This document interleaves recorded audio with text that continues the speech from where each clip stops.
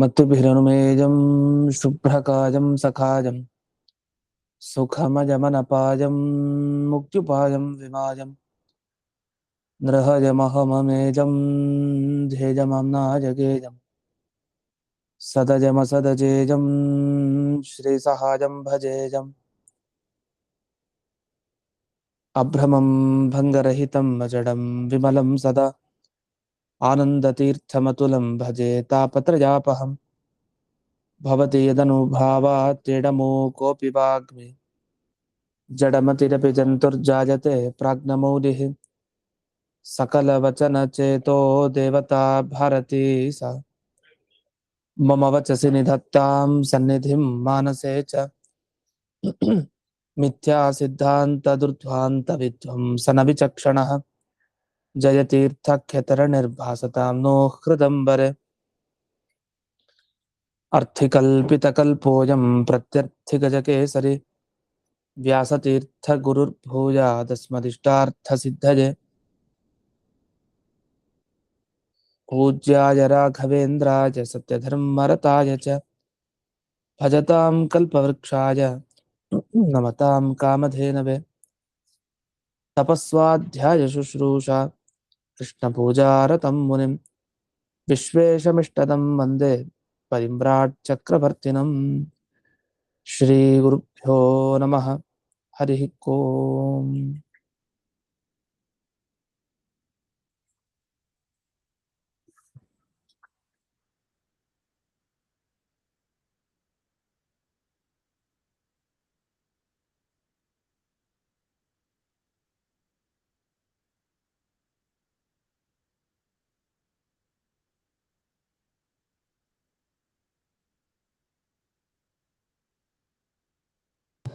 ಒಂದೆರಡು ನಿಮಿಷ ಶುರು ಮಾಡ್ತೀನಿ.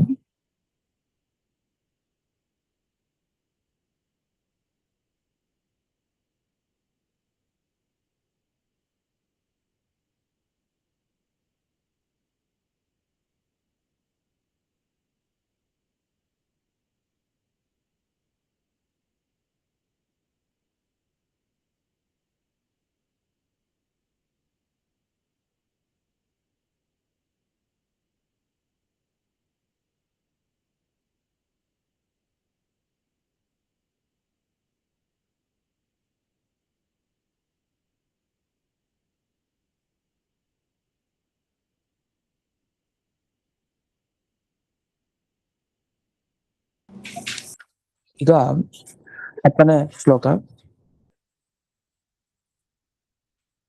ಯಾಂ ಯಾಶಾಂ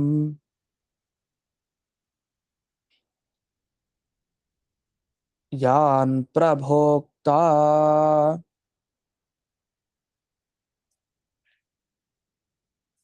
ಬಹುಫಲಸಮಿತೇಃ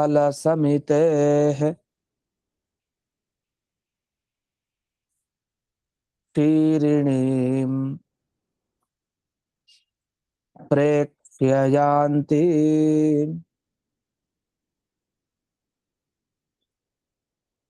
ಸ್ಯಾನಂ ದೂರೇ ಚ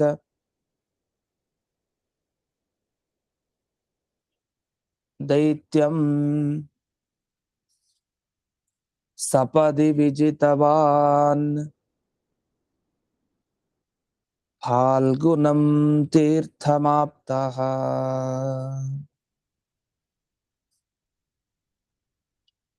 ಸೇತುಂ ಚಾತ್ರಾಪಹಾಸ್ಯಂ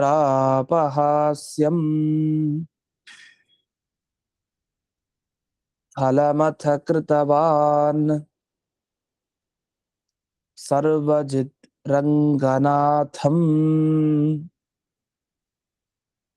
ನತ್ವಾಯಾನ್ ವಿಶ್ವವಂದ್ಯೋ ಹ್ಯುಪನದಿ ವಿಬುಧೌ ಕಸಿ ಅವೇನ್ಮಾಂ ಸಧನ್ಯಃ.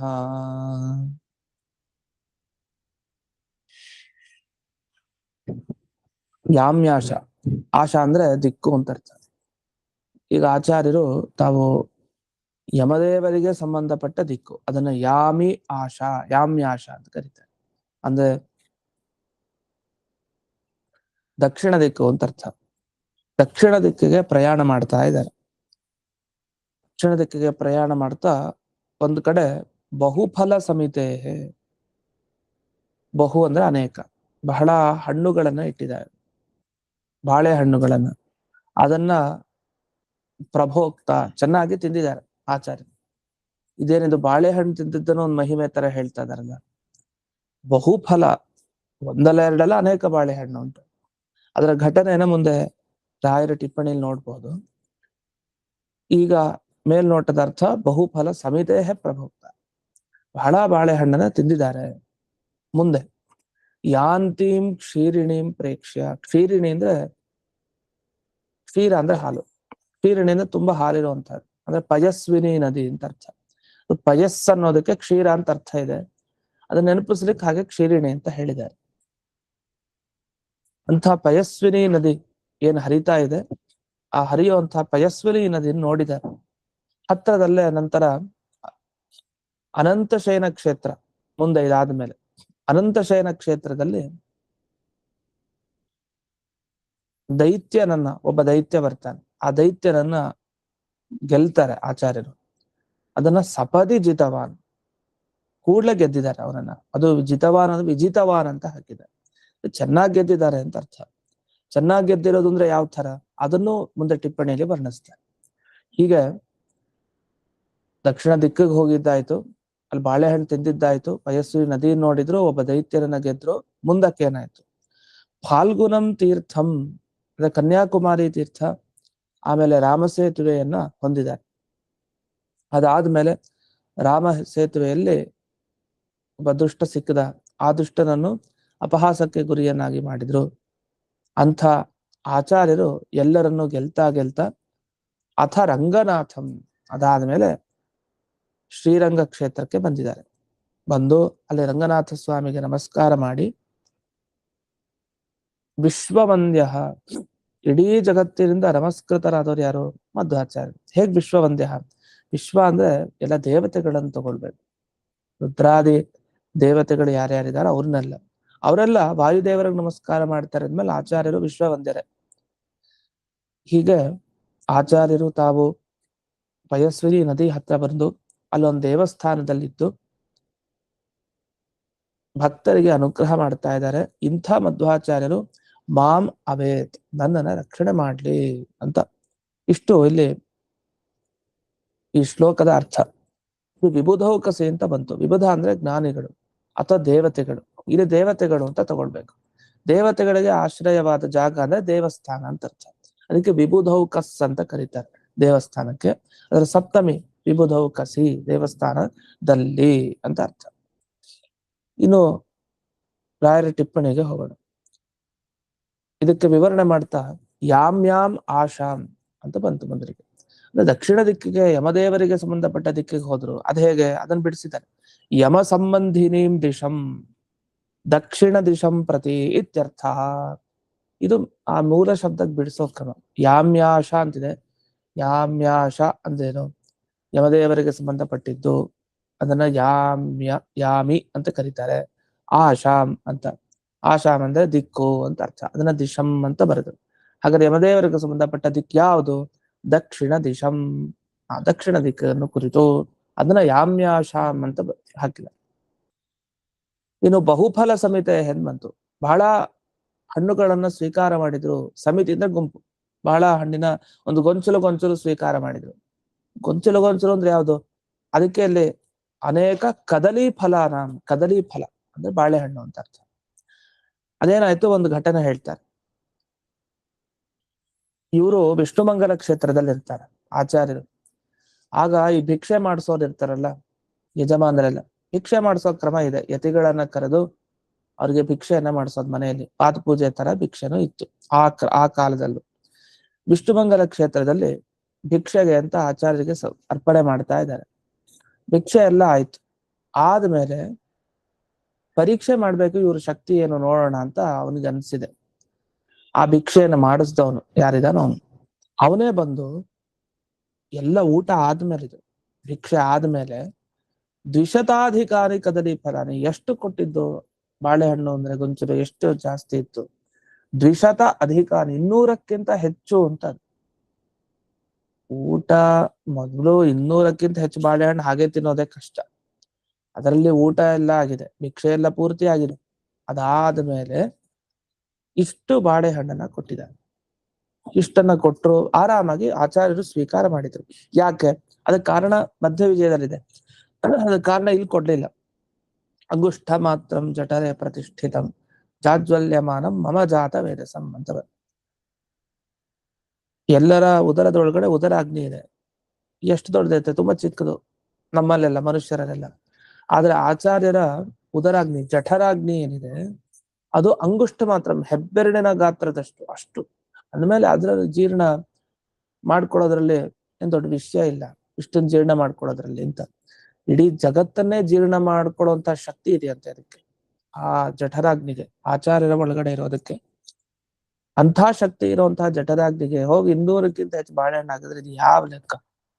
ಯಾವ ಲೆಕ್ಕನೂ ಇಲ್ಲ ಇದಕ್ಕೆ. ಇಡೀ ಜಗತ್ತನ್ನೇ ಆ ಜಠರಾಗ್ನಿ ಸುಡಬಹುದು, ಅಂದ್ರೆ ಸ್ವೀಕಾರ ಮಾಡ್ಬೋದು, ಅಷ್ಟು ಶಕ್ತಿ ಅಂತ. ಅಲ್ಲಿ ಮಧ್ಯ ವಿಜಯದಲ್ಲಿ ಮುಂದೆ ಓದ್ಲಿ ಅಂತ ಇಷ್ಟನ್ ಮಾತ್ರ ಇಲ್ಲಿ ಹೇಳ್ತಾರೆ. ಅದಕ್ಕೆ ಅಣು ಮಧ್ಯ ವಿಜಯ ಚಿಕ್ಕದು. ಮುಂದೆ ಪಯಸ್ವಿನಿ ನದಿ ಹತ್ರ ಯಾಂತೀಂ ಕ್ಷೀರಿಣೀಂ ನದೀಂ ಪ್ರೇಕ್ಷ. ಯಾಂತೀಂ ಅಂದ್ರೆ ಹೋಗ್ತಾ ಇರೋದು, ಅಂದ್ರೆ ಬಹಳ ವೇಗ ಇರುತ್ತಂತೆ. ಶೀಘ್ರಂ ಪ್ರವಹಂತೀಂ, ವೇಗವಾಗಿ ಹರಿದಾಡ್ತಾ ಇರುವಂತಹ ಕ್ಷೀರಿಣಿ, ಪಯಸ್ವಿನಿ, ಪಯಃ ಅಸ್ಸಂ, ಹಾಲು ಯಾವ ನದಿ ಇರುತ್ತೋ ಅದು ಅಂತ. ಅಂದ್ರೆ ಅಷ್ಟು ಶುಭ್ರ ಯಾವುದು? ಪಯಸ್ವಿನಿ ನದಿ. ಅದಕ್ಕೆ ಕ್ಷೀರಿಣಿ ಅಂತ ಇನ್ನೊಂದು ಹೆಸರು ಹಾಕಿದ್ದಾರೆ. ಇಂಥ ನದಿಯನ್ನು ನೋಡಿ, ಅನಂತಶಯನ ಕ್ಷೇತ್ರದಲ್ಲಿ ಒಬ್ಬ ದೈತ್ಯನನ್ನ ಕೂಡ್ಲೆ ಸೋಲಿಸಿದ್ರು ಅಂತ ಬಂತಲ್ಲ, ಅದು ಯಾವುದು ಅಂದ್ರೆ ಅವ್ರು ಯಾರು ಅಂತಂದ್ರೆ ಕುದ್ಯ ಪುಸ್ತೂರಾಖ್ಯ ಕುಲೆ ಪುನರುತ್ಪನ್ನಂ ಸಂಕರಂ ಅಂತ ಹೇಳ್ತಾರೆ. ಕುದ್ಯ ಪುಸ್ತೂರ ಅಂತ ಒಂದು ಕುಲ, ಎಲ್ಲ ಕುಲಗಳೇ ಇರತ್ತಲ್ಲ, ಹಾಗೆ ಅಲ್ಲೊಂದು ಕುಲ ಕುದ್ಯ ಪುಸ್ತೂರ್ ಅಂತ. ಆ ಕುದ್ಯ ಪುಸ್ತೂರ ಅನ್ನೋ ಕುಲದಲ್ಲಿ ಸಂಕರ ಮತ್ತೆ ಹುಟ್ಟಿದಾನೆ. ಆ ಹುಟ್ಟಿದ ಸಂಕರನನ್ನ ದೈತ್ಯ ಅಂತ ಇಲ್ಲಿ ಕರೆದಿದ್ದಾರೆ. ಆ ಕ್ಷಣದಲ್ಲೇ ಅವರನ್ನು ಗೆದ್ದಿದ್ದಾರೆ ಆಚಾರ್ಯರು. ಇದಾದ್ಮೇಲೆ ಫಾಲ್ಗುಣಂ ತೀರ್ಥಂ. ಫಾಲ್ಗುಣಂ ತೀರ್ಥಂ ಅಂದ್ರೆ ಏನ್ ತಗೊಂಡು? ಕನ್ಯಾಕುಮಾರಿ ಅಂತ ತಗೊಂಡು. ಅದೇನ್ ಫಾಲ್ಗುಣಕ್ಕೂ ಕನ್ಯಾಕುಮಾರಿಗೂ ಏನ್ ಸಂಬಂಧ ಅಂದ್ರೆ, ಅದು ಅರ್ಜುನ ನಿರ್ಮಿಸಿದ ತೀರ್ಥ ಅಂತೆ. ಅದು ಫಲ್ಗುಣ ಅಂದ್ರೆ ಅರ್ಜುನ, ಅರ್ಜುನ ನಿರ್ಮಾಣ ಮಾಡಿದ್ರಿಂದ ಅದಕ್ಕೆ ಫಾಲ್ಗುಣ ತೀರ್ಥ ಅಂತ ಕರೀತಾರೆ. ಅದನ್ನೇ ಕನ್ಯಾಕುಮಾರ್ಯಾಖ್ಯಂ ತೀರ್ಥಂ ಅಂತ ಬರ್ತಿತ್ತು. ಅದನ್ನ ಬಿಡಿಸಿದ್ದಾರೆ ಇಲ್ಲಿ. ಫಲ್ಗುನೇನ ಅಂದ್ರೆ ಅರ್ಜುನೇನ ಕೃತಂ ತೀರ್ಥಂ ಅಂತ. ಹೀಗೆ ಕನ್ಯಾಕುಮಾರಿ ಕ್ಷೇತ್ರಕ್ಕೆ ಬಂದಿದ್ದಾರೆ, ಸೇತುವೆಯನ್ನ ಹೊಂದಿದ್ದಾರೆ ಅದೇ ಜೊತೆಗೆ. ಆಮೇಲೆ ಅಭಿಪ್ರಾಯ ತತ್ರ ತತ್ರ ತೀರ್ಥೇಶು ಸ್ನಾತ. ಅಲ್ಲಿ ಆ ಕಡೆ ಕ್ಷೇತ್ರಕ್ಕೆ ಬಂದಾಗ ಎಲ್ಲಾ ಕಡೆ ತೀರ್ಥಗಳು ಏನೇನಿದೆ ಅಲ್ಲೆಲ್ಲ ಹೋಗಿ ಅವರು ಸ್ನಾನ ಮಾಡಿದ್ದಾರೆ ಆಚಾರ್ಯರು. ಸ್ನಾನ ಮಾಡಿದ್ ಇವ್ರಿಗೆ ಅನುಗ್ರಹಕ್ಕಲ್ಲ, ಆ ತೀರ್ಥಗಳಿಗೆ ಅನುಗ್ರಹ ಮಾಡ್ಲಿಕ್ಕೆ ಅಂತ. ಅದನ್ನ ತಿಳಿಬೇಕು. ಏನಂದ್ರೆ ಭಾಗವತಲ್ಲಿ ಬೇರೆ ಬೇರೆ ಕಡೆ ಎಲ್ಲ ಮಾತು ಬರುತ್ತೆ. ತೀರ್ಥಿ ಕುರುವಂತಿ ತೀರ್ಥಾನೆ ಸ್ವಾಂತಸ್ಥೇನ ಗದಾಭೃತ ಅಂತ. ತೀರ್ಥಗಳಿಗೆ ತೀರ್ಥತ್ವವನ್ನ ಕೊಡೋರು ಯಾರು? ಈ ಜ್ಞಾನಿಗಳೆಲ್ಲ, ಅದರಲ್ಲೂ ವಿಶೇಷವಾಗಿ ವಾಯುದೇವರು. ತೀರ್ಥಿ ಕುರುವಂತಿ ತೀರ್ಥಾನಿ, ತೀರ್ಥಗಳನ್ನ ತೀರ್ಥಿ ಕುರುವಂತಿ, ಪವಿತ್ರನಾಗಿ ಮಾಡ್ತಾರೆ. ಹೇಗೆ? ಸ್ವಾಂತಸ್ಥೇನ ಗದಾಭೃತ, ತಮ್ಮ ಒಳಗಡೆ ಇರೋ ಆ ಗದಾಧಾರಿಯಾದ ಆ ನಾರಾಯಣನ ಸನ್ನಿಧಾನ ಆ ತೀರ್ಥಗಳಿಗೆ ಉಂಟು ಮಾಡಿ ಅವುಗಳನ್ನ ಪವಿತ್ರನಾಗಿ ಮಾಡ್ತಾರೆ.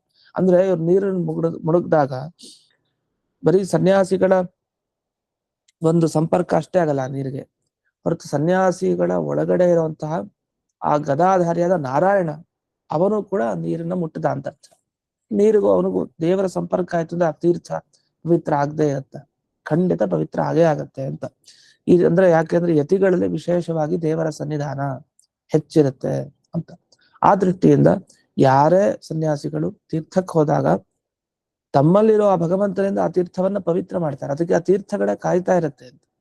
ಈ ನಿಟ್ಟಿನಲ್ಲಿ ಆ ವಾಯುದೇವರ ಬಗ್ಗೆ ಕೇಳ್ಬೇಕಾ, ಅವರ ಸಾಮರ್ಥ್ಯ, ಅವರ ಶಕ್ತಿ ಎಷ್ಟು ಅಂದ್ಮೇಲೆ ಅವರು ಹೋದಾಗ ಆ ತೀರ್ಥ ನಿಜವಾಗಿ ತೀರ್ಥ ಆಯ್ತು. ಕನ್ಯಾಕುಮಾರ್ಯಾಖ್ಯಂ ತೀರ್ಥಂ ಸೇತುಂಚ ಪ್ರಾಪ್ತ. ಇಷ್ಟ ಆಯ್ತು. ಇದಾದ ಮೇಲೆ ಮತ್ತೆ ಅದೇ ರಾಮ ಸೇತುವೆ ಹತ್ರ ಅದೇ ಸಂಕರ ಸಿಗ್ತಾನೆ, ಮತ್ತೆ ಅಪಹಾಸ್ಯಕ್ಕೀಡಾಗ್ತಾನೆ. ಅದೇನು ಅಪಹಾಸ್ಯಕ್ಕೀಡಾಗಿದ್ದು ಮಧ್ವಾಚಾರ್ಯರ ಮುಂದೆ? ಅಪಹಾಸ್ಯಕ್ಕೀಡಾಗೋದು ಅಂದ್ರೆ ನಮ್ಮ ಮುಂದೆ ಏನೋ ತೋರಿಸ್ಲಿಕ್ಕೆ ಬಂದ ತನ್ನ ಶಕ್ತಿಯನ್ನ, ಸಾಮರ್ಥ್ಯ. ನಾನು ಹೀಗೆ ಹಾಗೆ ಅಂತ ಹೇಳ್ಕೊಂಡು, ಅಥವಾ ಹಿಂಗಲ್ಲ ಹಾಗೆ ಅಂತ ಏನೋ ಮಾತಾಡ್ಲಿಕ್ಕೆ ಬಂದವನೇನ್ ಮಾಡ್ತಾರೆ, ಇವ್ರು ಅವ್ರಿಗಿಂತ ಬಲಿಷ್ಠರಾದ್ರೆ ಅಪಹಾಸ್ಯ ಮಾಡಿ ಕಳಿಸ್ಬಿಡ್ತಾರೆ, ನಿನ್ ಕೈಲಿ ಏನೋ ಆಗಲ್ಲ ಹೋಗು ಅಂತ.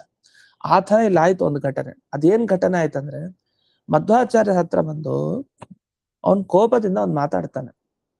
ಯಾರು? ಈ ಶಂಕರ. ಏನ್ ಮಾತಾಡ್ತಾರೆ ಅಂದ್ರೆ, ಆಚಾರ್ಯ ಏನ್ ಮಾಡಿದ್ರು, ಈ ವೇದ ಇದೆಲ್ಲ ಸತ್ಯ, ವೇದ ಅದು ಜಗತ್ತನ್ನ ಸತ್ಯ ಅಂತ ಹೇಳ್ತಾ ಇದೆ, ಜಗತ್ತನ್ನು ಸತ್ಯ ಅಂತ ಒಪ್ಪಬೇಕು, ಸತ್ಯವಾದ ಜಗತ್ತನ್ನೇ ದೇವರು ಸೃಷ್ಟಿ ಮಾಡಿದಾನೆ, ಎಲ್ಲಾ ದೇವತೆಗಳಲ್ಲಿ ಸರ್ವೋತ್ತಮನಾದವನು ಭಗವಂತ, ಎಲ್ಲ ದೇವತೆಗಳಲ್ಲಿ ಸರ್ವೋತ್ತಮ ಅಂತ ಪ್ರಸಿದ್ಧಿಗಿರೋನು ಅವನೇ ಅಂತೆಲ್ಲ ಇವರು ಎಲ್ಲ ವೇದವನ್ನ ವಿಷ್ಣು ಪರವಾಗಿ ವ್ಯಾಖ್ಯಾನ ಮಾಡ್ತಾ ಇದ್ದಾರೆ. ಅಂದ್ರೆ ವೇದ ಮಂತ್ರ ಪ್ರತಿಯೊಂದು ದೇವರನ್ನೇ ಮುಖ್ಯವಾಗಿ ಹೇಳ್ತಾ ಇರೋದು, ಇನ್ಯಾವ ಅರ್ಥವನ್ನು ಹೇಳ್ತಾ ಇಲ್ಲ ಮುಖ್ಯವಾಗಿ. ಹಾಗಾದ್ರೆ ಜ್ಯೋತಿಷ್ಠೋಮ ಯಾಗ, ಸೋಮಯಾಗ, ಇತರ ಬೇಕಾದಷ್ಟು ಯಾಗಗಳನ್ನ ವೇದ ಹೇಳಿದೆಯಲ್ವಾ? ನಿಜ ಹೇಳಿದೆ, ಆದ್ರೆ ಅದನ್ನ ಅಮುಖ್ಯವಾಗಿ, ಮುಖ್ಯವಾದ ಅರ್ಥ ವೇದಕ್ಕೆ, ಪುರಾಣಕ್ಕೆ, ಇತಿಹಾಸಕ್ಕೆ ಆದೋ ವಂತೇಚ ಮಧ್ಯೇಚ ವಿಷ್ಣು ಸರ್ವತ್ರ ಗೀಯತೆ, ಮೊದಲು ಮಧ್ಯ ಕೊನೆ, ಹೀಗೆ ಆ ಎಲ್ಲಾ ಗ್ರಂಥದಲ್ಲಿ ದೇವರನ್ನೇ ಹೇಳಿರೋದು ಅಂತ ಹೀಗೆ ವ್ಯಾಖ್ಯಾನ ಮಾಡ್ತಾ ಇದ್ರು. ಇದನ್ನು ಕೇಳಿ ಅವನಿಗೆ ಸಹಿಸ್ಲಿಕ್ಕಾಗ್ಲಿಲ್ಲ, ಕೋಪದಿಂದ ಬಂದ, ನಿಮ್ಮ ಕೋಲನ್ನು ಮುರಿತೀನಿ ಅಂತಂದ. ಯತಿಗಳಿಗೆ ದಂಡ ಮುಖ್ಯ ಯಾವತ್ತು, ಆ ದಂಡ ಇಲ್ಲ ಅಂದ್ರೆ ಆ ಯತಿಗಳಲ್ಲ, ಅವ್ರು ದಂಡ ಮುಖ್ಯ ಅಲ್ಲ. ಅದನ್ನ ಕೋಪದಿಂದ ಯಾರಿಗೆ ಯಾವ್ದು ಮುಖ್ಯ ಇರುತ್ತೋ ಅದನ್ನ ಏನಾರು ಮುರಿದು ಹಾನಿ ಮಾಡಿದ್ರೆ ಅವ್ರಿಗೆ ಅವಮಾನ ಆದ ಹಾಗೆ. ಅದಕ್ಕೆ ಬಂದಂದ ಕೋಪೇನ ಅಸ್ಯ ದಂಡಂ ಖಂಡಯಾಮಿ, ದಂಡ ನಾನು ಮುರಿದು ಹಾಕ್ಬಿಡ್ತೀನಿ ಅಂತ ಬ್ರುವಂತಂ ಹೀಗೆ ಹೇಳ್ತಾ ಇದ್ದಾನೆ.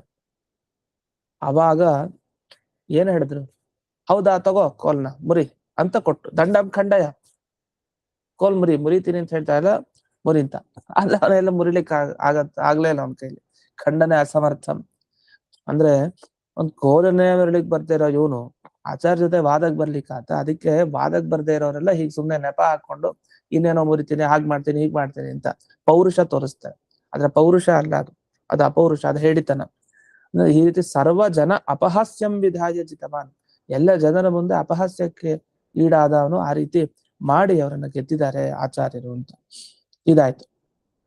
ಇನ್ನು ಮುಂದೆ ಹೀಗೆ ಪ್ರತಿ ತೀರ್ಥಕ್ಷೇತ್ರಕ್ಕೆ ಹೋದಾಗ ಯಾರೊಬ್ರು ಹೀಗೆ ಪ್ರವಚನ ಮಾಡ್ಬೇಕಾದ್ರೆ ಸಿಗೋದು. ಯಾಕಂದ್ರೆ ಇವ್ರ ಸಿದ್ಧಾಂತ ಹೊಸದಾಗಿ ಬರ್ತಾ ಇದ್ದಾಗ, ಸೃಷ್ಟಿ ಆಗಿದ್ ಸಿದ್ಧಾಂತ ಹೊಸದಾ, ಅನಾದಿ ಕಾಲದಿಂದ ಎಲ್ಲಾ ಸಿದ್ಧಾಂತ ಇರುತ್ತೆ, ಅದೇ ಇವರಿಂದ ಅದು ಸರಿಯಾಗಿ ಹೊರಗೆ ಬಂತು ಆ ಸಿದ್ಧಾಂತ, ತತ್ವವಾದ.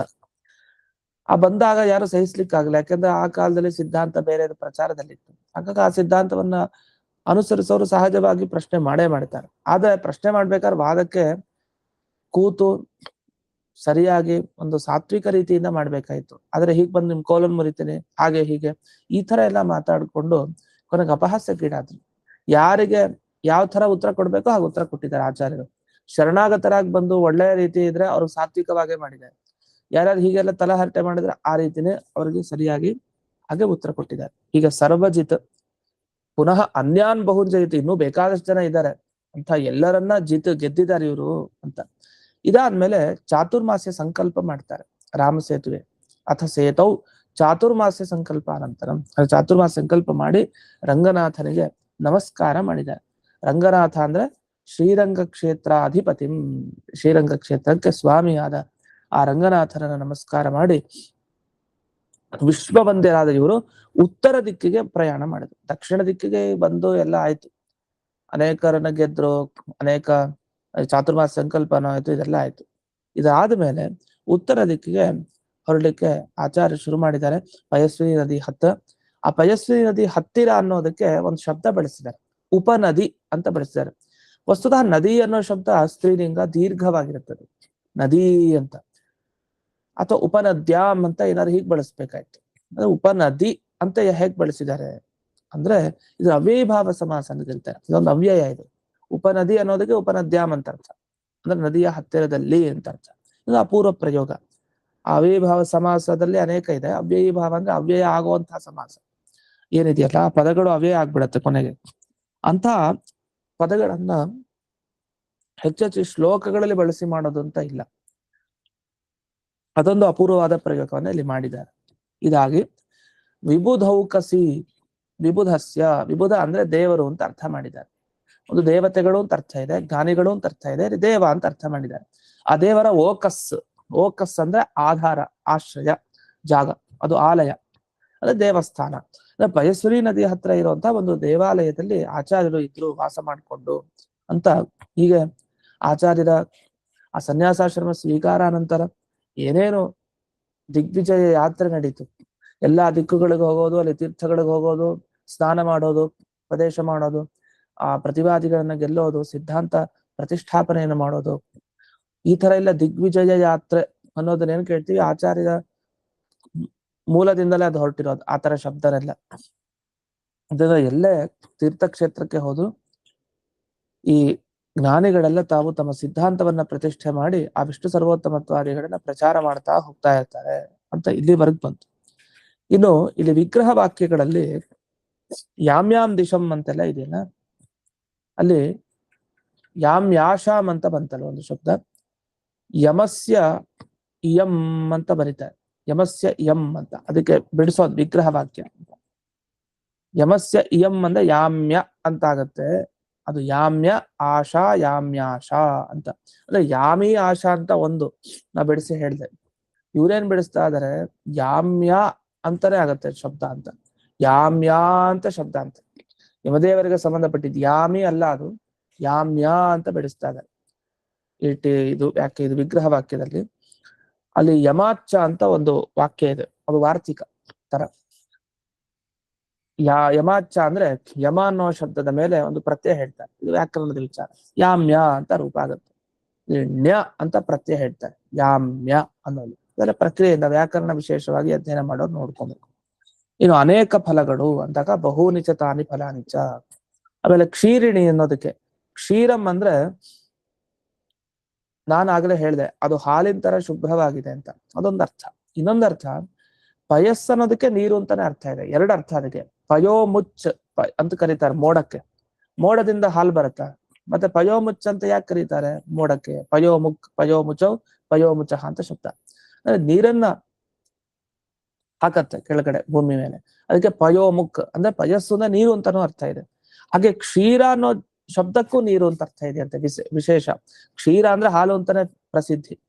ಇಲ್ಲಿ ಉಲ್ಲೇಖ ಮಾಡ್ತಾರೆ, ನೀರ ಕ್ಷೀರಾಂಬು ಶಂಬರಂ, ಅಮರಕೋಶ ಇದೆ. ನೀರ ಅಂದ್ರೆ ನೀರ ಅಂತ ಕರೀತಾರೆ, ಸಂಸ್ಕೃತ ನೀರು ಕರೆಯಲ್ಲ. ಸಂಸ್ಕೃತ ಶಬ್ದ ನಾವು ಕನ್ನಡ ನೀರು ಮಾಡ್ಕೊಂಡಿದೀವಿ, ಪ್ರಥಮ ವಿಭಕ್ತಿಗೆ ಹಾಕೊಂಡು ನೀರು, ನೀರನ್ನು, ನೀರಿನಿಂದ, ಮತ್ತೆ ನೀರಿನಲ್ಲಿ ಅಂತ. ನೀರ ಅಂತ ಶಬ್ದನೇ ಇದೆ ಸಂಸ್ಕೃತದಲ್ಲಿ, ನೀರ ಅಂದ್ರೆ ನೀರು. ಆ ನೀರ, ಕ್ಷೀರ, ಅಂಬು ಇದೆಲ್ಲ ಒಂದೇ ಅರ್ಥವನ್ನು ಕೊಡುತ್ತೆ. ಅದನ್ನ ಇಲ್ಲಿ ಬಿಡಿಸಿದ್ರು. ಕ್ಷೀರಂ ಅಂದ್ರೆ ಜಲಂ, ಅಸ್ಯಾಹ ಅಸ್ತಿ, ಯಾವುದ್ರಲ್ಲಿ ಆ ಕ್ಷೀರ ಇದೆಯೋ, ಜಲ ಇದೆಯೋ ಅದು. ಅಂದ್ರೆ ಜಲ ವಸ್ತುದ ನದಿ ಅಂದ್ಮೇಲೆ ಎಲ್ಲಾ ನದಿಲೂ ಇರುತ್ತೆ ನೀರು, ನೀರಿಲ್ದೇ ಇರೋ ನದಿ ಅಂತ ಒಂದಿದೆಯಾ, ಅದು ಬರದಾದ ನದಿ, ಅದು ಬೇರೆ. ನದಿ ಅಂತಂದ್ಮೇಲೆ ನೀರು ಇರೋದು, ಅದ್ರ ಲಕ್ಷಣ ತಾರೆ ಅಂದ್ರೆ ಸಮೃದ್ಧವಾಗಿತ್ತು ಅಂತ ನೀರು. ಅದರಲ್ಲಿ ಇದ್ದ ಹಾಗೆ ಇನ್ನೊಂದು ಅಕ್ಕಪಕ್ಕ ಸಮೀಪದ ನದಿಯಲ್ಲಿ ಕಾಣ್ತಾ ಇರಲಿಲ್ಲ, ಅಷ್ಟು ಸಮೃದ್ಧವಾದ ನೀರು ಅದರಲ್ಲಿ ಇತ್ತು. ಶೀಘ್ರ ಪ್ರವಾಹ, ಭಾರಿ ವೇಗದಿಂದ ಪ್ರವಾಹ ಆಗ್ತಾ ಇದೆ, ಒಳ್ಳೆ ನೀರಿದೆ ಅಂತ ಅರ್ಥ ನದಿ. ಅದನ್ನ ಇಲ್ಲಿ ಕ್ಷೀರಿಣಿ ಅಂತ ಬಳಸಿದ್ದಾರೆ. ಇನ್ನು ಫಲ್ಗುಣಸ್ಯ ಇದಂ ಫಾಲ್ಗುಣಂ ಅಂತ, ಇದು ಸುಲಭವಾಗಿದೆ. ಇನ್ನು 10ನೇ ಇದರಲ್ಲಿ ನದ್ಯಾಹ ಸಮೀಪಂ ಉಪನದಿ ಅಂತ ಕೊಟ್ಟಿದ್ದಾರೆ. ಆ ಉಪನದಿ ಅಂತ ಬರೆದು ದೊಡ್ಡ ಸೂತ್ರ ಬರೀತಾರೆ ವ್ಯಾಕರಣದಲ್ಲಿ, ಉದ್ದ ಸೂತ್ರ, ಪಾಣಿನಿ ಋಷಿಗಳು ಮಾಡಿದ ಸೂತ್ರ. ಅದರ ಪ್ರಕಾರ ಇಲ್ಲೆಲ್ಲ ಸಮಾಸ ಆಗಿದೆ ಅಂತ ಅದರ ವಿವರಣೆನೂ ಇದೆ, ಅದನ್ನ ನೋಡ್ಬಹುದು. ಹೇಗೆ ಅಂದ್ರೆ ಉಪನದ ಅಂತ ಶಬ್ದ ಬಳಸ್ತೀವಿ, ಉಪಪೌರ್ಣಮಾಸಂ, ಉಪಪೌರ್ಣಮಾಸಿ, ಉಪಾಗ್ರಹಾಯಣಂ ಅಂತೆಲ್ಲ ಶಬ್ದಗಳು ಬರುತ್ತೆ, ಅದೆಲ್ಲ ಈ ಸೂತ್ರದಿಂದಲೇ ಆಗಿರೋದು. ಇನ್ನು ವಿಬುಧೌಕಃ ಅಂದ್ರೆ ವಿದ್ವತ್ ಸಭಾ ಅಂತಾನೂ ಅರ್ಥ ಇದೆಯಂತೆ. ಅಂದ್ರೆ ಜ್ಞಾನಿಗಳು ಇರುವಂತಹ ಒಂದು ಆಧಾರ ಜಾಗ, ಅದಕ್ಕೆ ವಿದ್ವತ್ ಸಭಾ. ಆ ವಿದ್ವತ್ ಸಭೆಯಲ್ಲಿ ಆಚಾರ್ಯರು ತಾವು ನೆಲೆಸಿದ್ದಾರೆ ಅಂದ್ರೆ ಆ ದೇವಸ್ಥಾನ ವಿದ್ವತ್ ಮಂಡಲದ ಒಳಗಡೆ ಅವರು ಇದ್ದು ಶೋಭಾಯಮಾನರಾಗಿದ್ದಾರೆ ಅಂತ ಇದುವರೆಗೆ ಹೇಳಿ, ಕೊನೆಗೆ 12ನೇ ಒಂದು ಇದರಲ್ಲಿ ನಂಬರ್ ನಲ್ಲಿ ಇದೆ ನೋಡಿ, ಧನಂ ಧನ್ಯಂ ಸಫಲತಾಂ ಲಬ್ಧಾಹ ಪ್ರಾಪ್ತಃ. ಅದು ಸ್ವಲ್ಪ ತಿದ್ದುಕೊಳ್ಬೇಕು, ಸಫಲಂ ಪ್ರಾಪ್ತಾಹ ಅಂತ ಒಂದು, ಸಫಲತಾಂ ಪ್ರಾಪ್ತಃ, ಧನ್ಯಂ ಪ್ರಾಪ್ತಃ ಧನ್ಯ ಅಂದ್ರೆ, ಧನ್ಯ ಅಂದ್ರೆ ಸಫಲತೆ, ಜೀವನದಲ್ಲಿ ಸಫಲತೆ ಏನಿದೆಯೋ ಅದನ್ನ ಪಡೆದವ್ರಿಗೆ ಧನ್ಯ ಅಂತ ಕರೀತಾರೆ. ಧನಂ ಪ್ರಾಪ್ತ ಧನ್ಯ ಅಂತ ಹಿಡ್ಬೇಕದು. ಧನ್ಯಂ ಪ್ರಾಪ್ತ ಧನ್ಯ ಆಗಲ್ಲ, ಅದು ತಪ್ಪಿದೆ. ಯಾಕಂದ್ರೆ ಧನ್ಯವನ್ನ ಹೊಂದವನು ಧನ್ಯ ಅಂತೇನು, ಧನವನ್ನ ಹೊಂದಿದವನು ಧನ್ಯ. ಧನ ಅಂದ್ರೆ ಯಾವುದು? ವಿದ್ಯಾಧನ, ಇನ್ಯಾವ್ದಾರ ಧನ ಆಗ್ಬಹುದು. ಅದಕ್ಕೆ ಒಂದು ಸೂತ್ರನು ಕೊಟ್ಟಿದ್ದಾರೆ, ಧನಗಣಂ ಲಬ್ಧ ಅಂತ ಆಗ್ಬೇಕು, ಲಭ ಆಗ್ಬಿಟ್ಟಿದೆ ಅದು, ಲಬ್ಧ ಅಂತ ತಿಳ್ಕೊಳ್ಳಿ.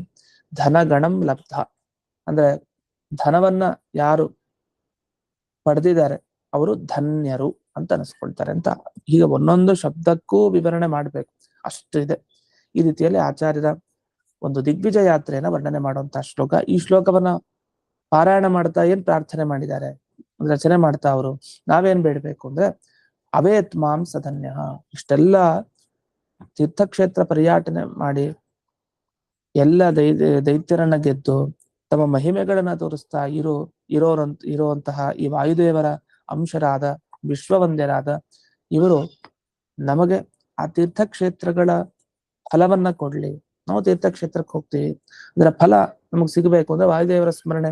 ಆಚಾರ್ಯರು ಬಂದಿದ್ರು ಶ್ರೀರಂಗ ಕ್ಷೇತ್ರಕ್ಕೆ, ಪಯಸ್ವಿನಿ ನದಿ ಹತ್ರ ಬಂದಿದ್ರು, ಕನ್ಯಾಕುಮಾರಿಗೆ ಬಂದಿದ್ರು. ಇದನ್ನೆಲ್ಲ ಅಲ್ಲಿ ಹೋದಾಗ ಸ್ಮರಣೆ ಮಾಡ್ಬೇಕು.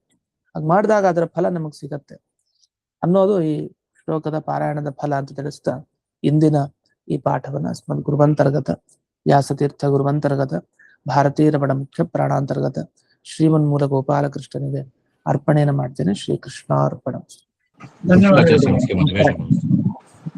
ಹರೇ ನಮಃ. ಕೃಷ್ಣಾರ್ಪಣ. ಧನ್ಯವಾದ ಗುರುಗಳೇ. ನಮಸ್ಕಾರ.